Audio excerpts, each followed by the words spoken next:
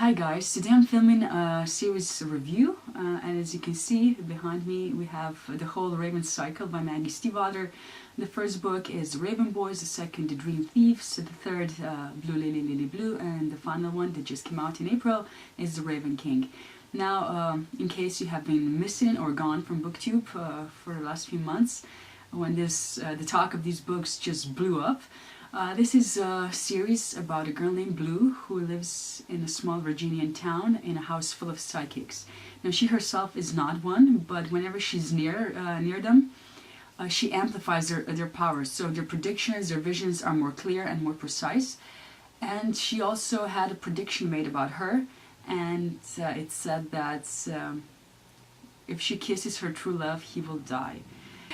So she stays clear of boys, especially those going to Agyeong-bai school for boys, because they, she sees them as annoying, arrogant, and not for her.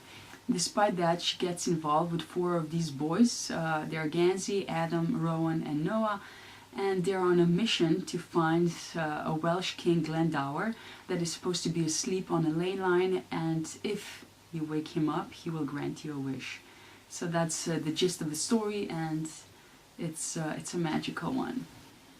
Now just a little bit about the characters. Blue is really not a typical YA female protagonist. She's unique. She's girly, but not in a really girly way.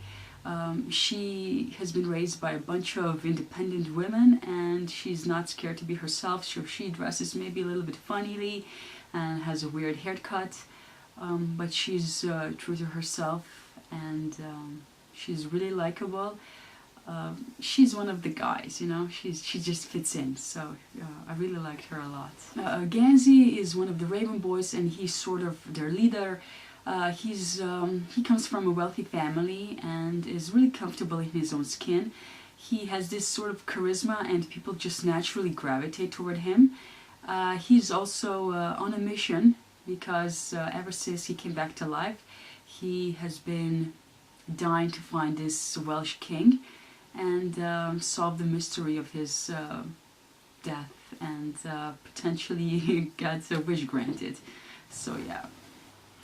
Now Rowan is very mysterious. He kind of looks like a thug, and he basically does what he wants, and Gansey is probably the only one that can keep him in line. He has a really weird family life. His father is gone, and his older brother tries to rein him in, but they usually just fight. And and Rowan lives, well, his home is called the Barns, and it's really this magical, whimsical place, and it reminds me a lot of the Burrow from Harry Potter, and it just sounds fantastic. Adam is one of the boys, and he is on scholarship at Agyeong-bai, and he's very ambitious. He wants to better his life, and he's really not afraid to cross some lines to do that. At first I really didn't like him. He was pretty bitter and jealous at points, which is sort of understandable, but eventually he did more or less get over that, and he became quite likable, and he gets, he's special in his own way. Noah is a character that it's not in your face. Sometimes he comes into the forefront and then fades back into the background, and he's really likable, and despite his role in the books, he's a vital part of the story. Parental characters. The boys have very different relationships with their parents. So Gansey gets along with his. Adam cannot stand his parents. And all these parents are just like, they come and go. But the parental characters that are really present throughout the series are the psychics. And it's not a typical family unit, but they're always there. They get really involved in this mission, and they help the kids, and they're all quirky and very likable, and they're just great.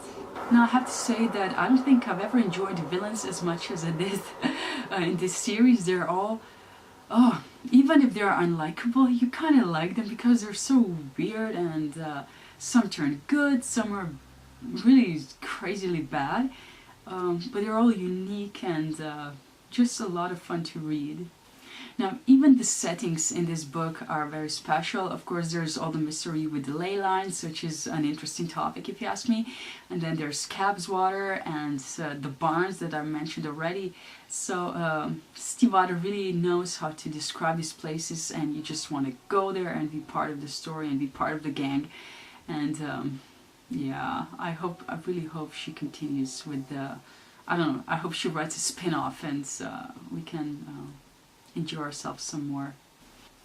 Now the writing is really beautiful. It flows really well. Some of the metaphors that she comes up with are just amazing. Sometimes it can get pretty dense though, so you might get a bit lost in there. And yeah, but otherwise it's really beautiful. The story itself it's not really fast. It's slow paced, so I think you have to give it at least 100 pages to get sucked in sometimes. And even then, there are times when you will not know what the hell is going on. But I think that's the charm of the series, because it has a really big potential for rereading, and I think it's just perfect for that. And I'm pretty sure I'm going to do it quite a few times in the future. So I hope you enjoyed this review. Comment below if you have anything to say, and see you in my next video. Bye.